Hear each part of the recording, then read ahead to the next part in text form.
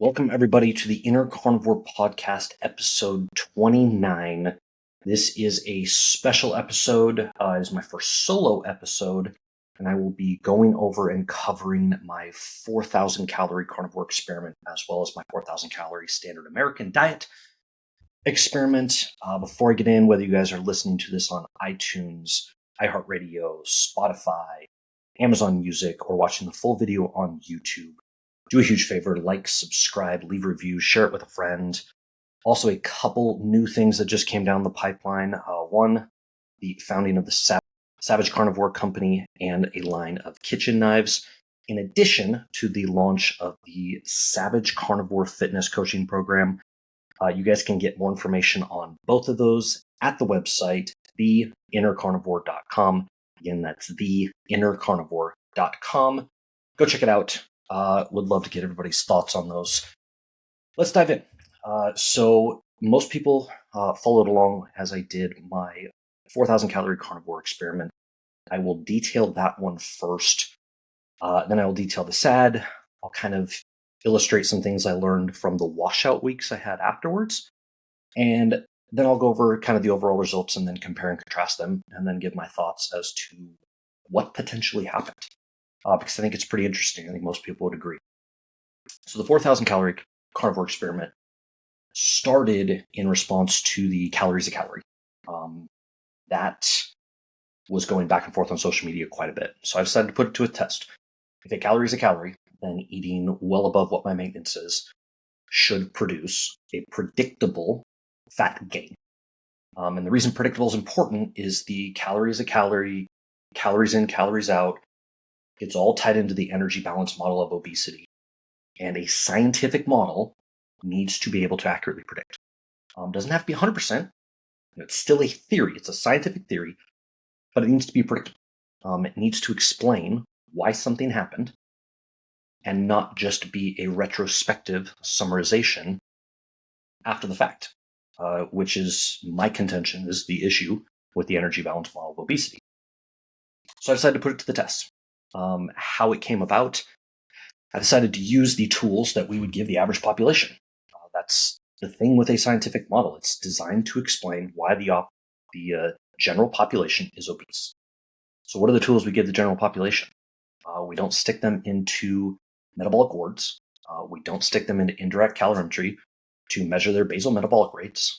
We don't put them, hook them up to oxygen masks and measure their CO2 output to figure out what their resting metabolic is, or their total daily energy expenditure, or we don't hook them up and measure their intake. So we give them tools, and we expect them to use those tools to get results.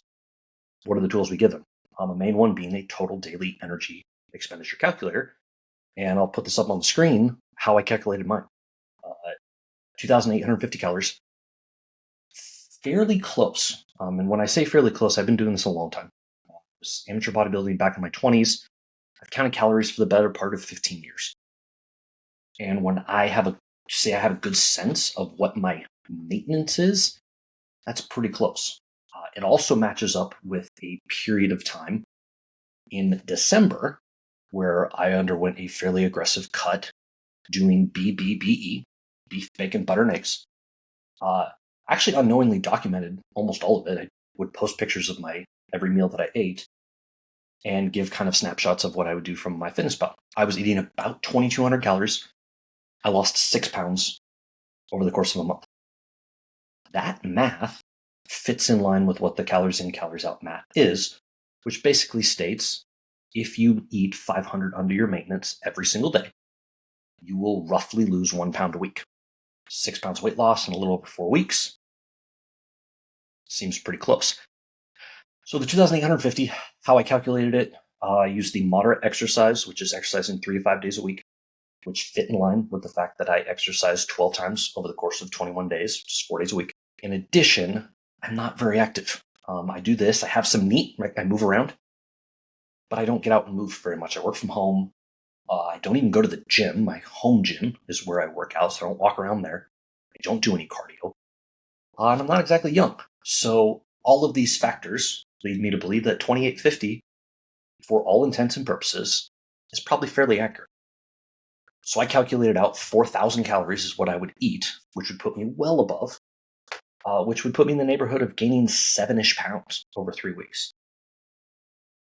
And if a calorie is a calorie and calories in, calories out works and is predictive, then I should at least get close to that. And for anybody who followed along, what happened was the exact opposite. I lost 4 pounds. And to stop anybody who goes, oh, it was water weight, oh, it was this, oh, it was that, I will illustrate why it wasn't. Number one, I've been carnivore for almost 2 years now. Number two, when I am not on a very specific plan, an experiment, a cut, a bulk, whatever it is, I do get a little loose with my diet from time to time. Typically that involves maybe once a week, eating out, snacking on something that's not carnivore, maybe an alcoholic beverage, every once in a while. In order to mitigate any potential effects from that, I actually was strict carnivore for the week before I started and lost 4 pounds the 3 days prior. So 3 days prior to starting, I was 204 pounds. The day I started the experiment, I was 200 pounds. There's the water weight. Right? I don't have any massively extra glycogen stores laying around in order to whoosh out. The other reason I know it's not water weight is because over the course of the first week, I had spikes in weight gain, and I had decreases for weight loss. I floated around at the end of week 1. I believe I was 200.2. I'll put it up on the screen to get the exact. I was right about the weight that I started. So over the course of a week of eating strict 4K carnivore, I had no changes. Then, over the next 2 weeks, I had very steady and gradual weight loss. That culminated in the 4 pounds, or 196. That illustrates to me that that's consistent fat loss. It is not just a water thing. Contrary, on top of that, I also had a week after this where I had a washout week. My washout week was just, I went back to eating still carnivore, but eating when I was hungry until I was full. I didn't track, I didn't plan. It was just carnivore, eating till satiety. If I wasn't hungry, I didn't eat. I lost 4 more pounds in the next couple days after that. And during my videos, you can go back and look during the Carnivore Experiment, I indicated that I thought I was holding on to some extra water. I just felt a little bloated from eating that much, which indicates to me that I might have even lost more than 6 pounds of fat, given that I continued to lose weight after the fact very quickly. So that's where I ended up with my 192 pound starting point for my SAD, the Standard American Diet Experiment. And during that, I had quite the opposite effect. Over the course of it, I ended up gaining a little over 5 pounds. The interesting part to this is, the majority of it was water. I may have only gained 1 pound or 2 of fat, but that still illustrates a significant difference, right? If you were to put a client, if you're a coach and you're using calories in, calories out, and you are putting a client on a strict program and telling them, hey, I'm going to restrict your calories by 1,000 a day, and I expect you to lose weight. And over the course of 3 weeks, they gain weight. That's a problem. From a predictability standpoint, that's a problem.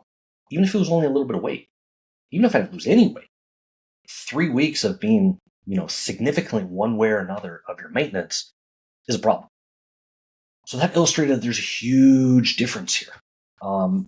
Calculating it out, the total daily energy expenditure was off by about 24,000 calories on my 4K carnivore, right? So based on what I calculated I should have gained and what I lost, we had over a 10-pound difference. SAD was not nearly as much, but it was still under what would be expected. So there's the predictability issue. Now we get into what else happened on SAD, which I think is the most important part. Mentally, it started to wear on me, and it wore on me for two reasons. One, the energy, right? So I had these roller coasters of energy, which I don't experience on carnivore. On carnivore, it's very consistent. When I was eating the Standard American, I would have these highs, felt like I was euphoric, but then I would have these lows. And I can see very easily how those lows, you could start to get into your head, and any type of depression or anxiety that you might be dealing with can really rear its head. Also started to, experience some physical side effects. One being I had some acne issues come back. Those resolved when I went on carnivore. In 2 weeks on SAD, they came back. Eczema as well. I had some really bad eczema flare-ups. I've dealt with eczema for a very long time.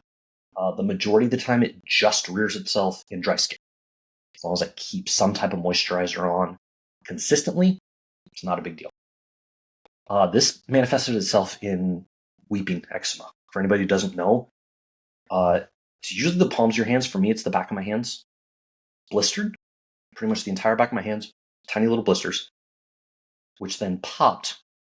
And then with weeping, you have so much edema and swelling underneath the skin that edema then starts to ooze up through those now open sores. So I literally had leaking hands. Like I had to walk around with a tissue and dab my hands because I had all this fluid coming out of the back of my hands. Sounds painful. Actually wasn't that painful. But you can imagine how annoying and embarrassing that is to literally have fluid oozing out of the back of your hands. That contributed to the mental because I knew what it was from. Like I knew this was diet related. We are about 2 weeks in and my hands have cleared up quite a bit. Still dry. I'm still trying to get past that. But I don't have no oozing, no blisters, no swelling, anything. For a while, I couldn't take my ring off. I had to take my ring off and leave it off and wear one of my silicone band ones because my hands swelled so much. And that started to mess with my head. Like I was now upset that I was having these reactions based on the food that I was eating, which further went into, man, I can see how this could turn into a depressive episode. I personally don't suffer with depression, but everybody has, those feelings of down from time to time. And you couple that with, a tendency to depression, and I can see how this could turn into a negative. The scary thing for me, though, was aside from those two physical manifestations, I felt okay eating SAD. And that kind of scared me. Because I can now see how I could do this for 6 months and then all of a sudden wake up 50 pounds heavier and be like, what happened? I don't know what happened. It also illustrated to me the importance of metabolic health. If you are metabolically healthy, if you have sensitive insulin, I'll go over my blood work here in a minute. If you have good blood sugar, your body can handle a lot of abuse and still maintain some level of homeostasis. I still felt okay. I didn't gain a ton of weight. You take out the water and I gained very minimal. That tells me that your body is efficient. Your body is good at regulating energy, pretty much regardless of what you do to it up to a certain point. Do I know where that point is? No. Do I want to find out where that point is? Absolutely not. But I can understand, as someone who I was in very good shape in my 20s. As someone who has kind of slipped into that dad bod, and I'm not really sure, I can't pinpoint where it happened, I can see how we get here. I can see how all of a sudden we're 100 pounds overweight. I'm like, what happened? It's small changes, but at some point your body starts to lose its metabolic health, and now you start having issues. So that was my huge takeaway from the SAD diet. Even calculating that out, it was still low of what my total daily energy expenditure. Now here's the very interesting part. The washout week after my 4K SAD. So I started with a fast. Some people are like, oh, are you starving yourself? I literally didn't feel like eating. I was so done with eating that food that I did not want to eat. Physically did not want to eat. I did a 36-hour fast, which is actually the longest fast I've ever done. Broke it, ate a little bit, had some ribeye. Within a few days, I was actually lower in weight than when I started the SAD. Like, to make this make sense, I know there's definitely some scientific controversy over this term, the whoosh effect. I'm not saying this will happen, but honestly, it's what it felt like. It felt like after both experiments, my body was pushed so to the max of dealing with this intake of 4,000 calories that when I stopped, it just released. And hence why I lost 4 pounds, over 4 pounds with the SAD, within a few days after stopping both experiments. Now, was most of that water? Probably, yes. Was a little bit of fat? Probably. But it also illustrated a bigger point and a bigger problem with the calories in, calories out model. If you take the totality of the time, just under 8 weeks of eating well over my maintenance. Now, did I track the washout weeks? No. But even had I not eaten the entire weeks, right? So my maintenance calories is about 3,000. Over the course of the 56 days, it's about 168. I'll double check my math. About 168,000 calories, which is almost exactly what I ate. That is exactly what I ate. So had I not eaten for any of the washout periods, the total number of calories I ate over those 8 weeks should have equaled my maintenance, which should have meant no weight gain, no weight loss. Now, obviously, I ate during those periods. Even if I'm conservative and I said I ate 2,000 calories, I'm now still well over 2,000 calories over the course of almost 2 weeks, still 28,000 calories. So I'm somewhere in the neighborhood of almost 30,000 calories over what my maintenance was predicted to be in an 8-week span. 30,000 calories, 3,500 calories for a pound. We're looking at 9-ish pounds, 8.9 pounds to be exact, that I should have gained between the two experiments. I lost 8.9. How? Right? We're talking, checking my math, I was actually should have gained a little over 10. I'll put all the figures up here on the screen. That's a 20-pound swing. In 8 weeks, 2 months, I had a 20-pound swing between what should have happened and what actually happened. And it can't be this loss of water weight because I actually should have gained water towards the end. I went no carb, 2 carbs, not the other way around. That's the part that makes this energy balance model of obesity such a problem for me and something that people can't explain. So far, the only attacks are you did it wrong, you calculated wrong, or you lied. And that's it. Or they bring up facts which play into why I think calories in, calories out is such a problem. Food labels have a 20% margin of error. Okay, that doesn't prove your point anymore because you're now saying that it's this huge variation that we can't predict. Total daily energy expenditure calculators can be off. Bioavailability. Did you even process this? All of these factors can go in as to why this might be out. And the fallback is, well, it's thermodynamics, so it can't be wrong. It's a mind-blowing mindset to me. No predictability. It's basically doing a math problem in a foreign language, and you have no idea if you got it right because you can't read it until the teacher comes around with the answer key. What good does that do anybody? So some very interesting things that I came up with along the way surprised myself as well. What it did illustrate to me is it further reinforced that hormones play a huge role in it, specifically insulin. There's going to be people that hate to see it. Insulin has nothing to do with weight loss. That's a plausible explanation. I am very, very insulin sensitive. Here's my blood work. 1.6 was my insulin reading prior to starting SAD. 2.1 is what it finished at. That's very small. You look at the scale, that is considered like alert low, like it flags as an alert.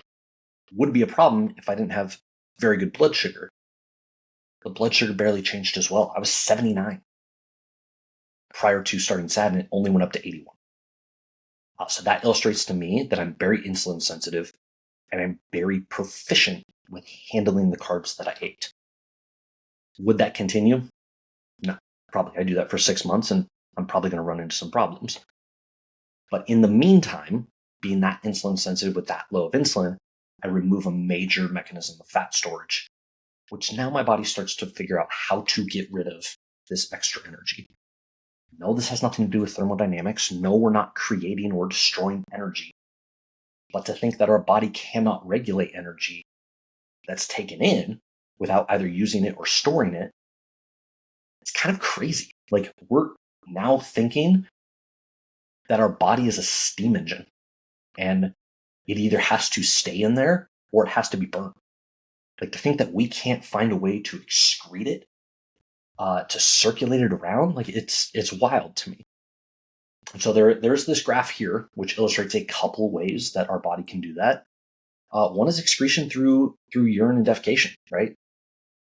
This one illustrates that you can probably get up to close to 15%, and that's going to be partly based on genetics and partly based on how your body handles an intake like that.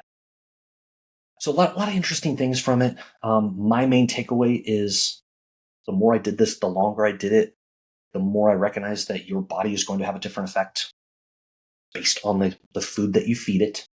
It's not just about calories. If somebody wants to say it's just about calories, I encourage them to eat 4,000 calories of table sugar a day. I will eat 4,000 calories of steak, and we'll see what happens. I'll put money on this. I already offered somebody $10,000 if they could tell me what their calories out are. They can't. And it also illustrates that this predictive model of calories in, calories out is insanely flawed and unusable unless you are experienced and continue to use the exact same kind of food, which doesn't make it useful as a scientific model. It makes it useful as a tool for some people. That's just the fact of the matter for me. Anybody who wants to try to explain how this happened and how it still falls under and how energy balance and calories in, calories out is still a good model, I would love to hear it. I would also love to hear somebody's thoughts on how this is thermodynamics and how a thermodynamic principle, which is heat energy, which has no mass, somehow dictates the mechanism of fat storage matter, which does have mass in the human body. Thermodynamics has nothing to do with my body storing fat. So there's just a bunch of stuff that went through it. The other thing when comparing the two, as far as hormones, not even with just fat gain and fat loss, is hunger and satiety. With carnivore, I was stuffed. I was forcing myself to finish my calories in order to hit 4K. People who watch can attest. I was drinking melted butter shakes, melting butter. I was eating dairy. I was actually higher carbs on the 4K carnivore than I normally am because I had to drink milk in order to get my calories. That's how hard it was for me to get this. That signaled to me that my leptin and ghrelin were working very well, saying, hey, stop. We don't need it anymore. We have the nutrients we need. We have the energy we need. You don't need to eat anymore. Compare that to the standard American diet. Not one day did I feel satisfied. Not one. Not one day did I get to the end of the day and go, man, I do not want to eat anymore. I had to stop myself. One of the days I didn't track on time. Like I kind of just winged it and was going to track at the end of the day. I blew past my calories by 1,000. I ate 5,000 calories without blinking an eye. And it illustrated to me that eating that type of food absolutely disrupts your body's ability to figure out whether it's full, whether it's satiated. And so I could eat 7, 8, 9, I could eat 10,000 calories on the standard American diet. Not a problem. I was on a podcast the other day, and the host straight up said, he's like, yeah, I watched you eat carnivore, and said, I can't do that. I could not eat that much food. And then I watched you eat the standard American, and I said, I could eat that. And that it was so true.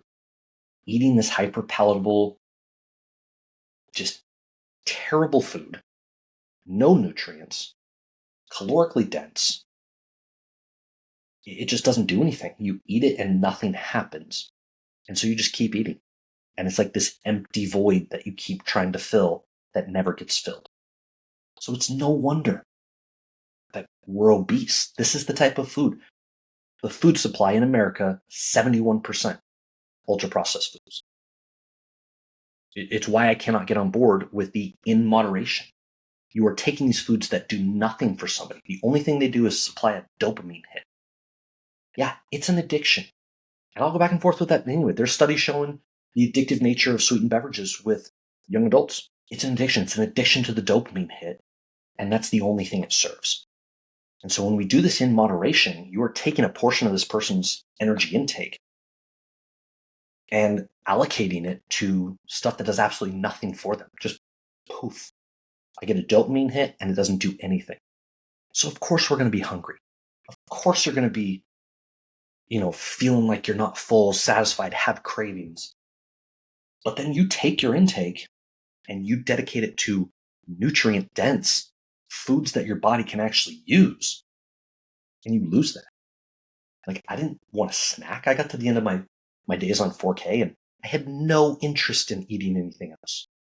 I didn't want any more ribeye. I didn't want any more steak. I didn't want any of like snacks that were around. Good food, bad food, nothing. I was full, truly satiated. And these people that talk about being satiated on fiber, and no, it's literally tricking your body by putting an indigestible substance in there, saying, hey, I got food for you. Don't eat any more, which your body figures out. So this notion that the calories don't matter is, I think, one of the stupidest things to ever be promoted. People will tell you that it's just a measurement. Fantastic. That's a bomb calorimeter. We are not bomb calorimeters. The body doesn't even recognize what a calorie is, nor does it burn a calorie. And it's a flawed method. And I will be the first one to jump on the train that it is flawed and we need better. Does that mean I think the carbohydrate insulin model of obesity is perfect and that explains it all? No. But I definitely think it is along the right track. When you talk about it is the consumption of ultra-processed carbs that is driving the obesity epidemic. And whether that's causing people to overeat because of these messed up hunger and satiety signals, or whether it's causing insulin issues and insulin resistance and then storing fat incrementally faster than it should. Either explanation, I think, is much more in line with what is actually happening than the current energy balance model of obesity. Really, really appreciate everybody who followed along. It was fun. Honestly, I learned a lot. I didn't know what I was going to get coming into this. If you had asked me before, I thought I would gain a little bit of weight on carnivore. When I didn't, that's when I was like, you know what, I got to do the sad. And no, I don't have any cravings. I have no desire to eat that again. Will I have a cheat meal? Will I have, something that's off diet? At some point, probably. But honestly, like, now that my hands are getting better, I don't want to do anything that's going to make them bad again. Like, that was miserable. Literal fluid seeping out of the back of my hands. It's not fun. Like, I was upset. People that I talked to during this experiment knew I was literally upset that I was doing this to myself. Did I have a purpose? And is that why I continued? Yes. But at the end of the day, I was still putting foods into my mouth that was causing this reaction. And anybody who thinks it's restrictive, it's not restrictive to eat foods that make you feel good and avoid foods that make you feel terrible. Even in moderation. Why would I want moderation? And I stopped drinking heavily when I woke up with a hangover the first time. The moment I did that, I was like, what am I doing? Why would I do this? It's not worth it. The fun I had the night before is not worth the hangover now. So guess what? I don't really drink anymore. I'll drink sometimes, but I am never trying to get to the point where I have a hangover. And that is not restriction. That's me being an adult and choosing to eat the foods and do the things that help me feel best. Which is what I think everybody should do. If anybody's seen this for the first time, feel free to check out the rest of my stuff. YouTube, Instagram, Twitter, TikTok. You can find all of the breakdowns. I did a video for every single day of both experiments. I went over the foods that I ate, the moods that I was in, the thoughts that I was thinking, calculated out, showed my fitness pals, illustrated the 4,000 calories a day on the dot. And, if people want more information, go check it out. If you're also seeing this video, I'm not suggesting overeat to lose weight. My suggestion to everybody is if you have never tried, just get rid of all of processed foods for 30 days. Just do that. If you want to eat a little bit of fruit, eat a little bit of fruit. If you want to eat some lower oxalate vegetables that you tolerate well, okay. Just get rid of the processed foods. In my experience, every single person feels better. And then they want to do more. That's how I ended up on carnivore. I was animal-based. I ate fruit. I was, you know what? What if I could feel even better? I cut the fruit out and I felt even better, which is why I eat this way. Appreciate everybody looking along. Give it a like, subscribe, send it to somebody. Let me know what you guys think in the comments, and appreciate everybody for tuning in.